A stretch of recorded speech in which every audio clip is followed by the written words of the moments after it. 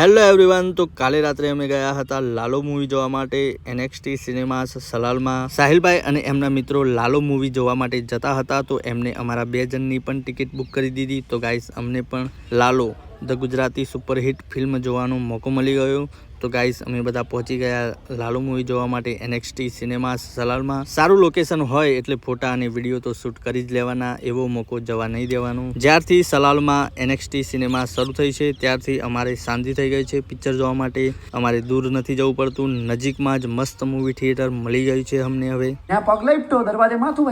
તો guys, પિક્ચરના review જોઈને અમે પિક્ચર જોવા ગયા હતા. એવું જ મસ્ત અને જોરદાર પિક્ચર હતું. ગુજરાતી મૂવીમાં પણ હવે બેસ્ટ નંબર 1 ક્વોલિટીના પિક્ચર બને છે. તમે જોઈ શકો છો કે આખું થિયેટર હાઉસફુલ છે.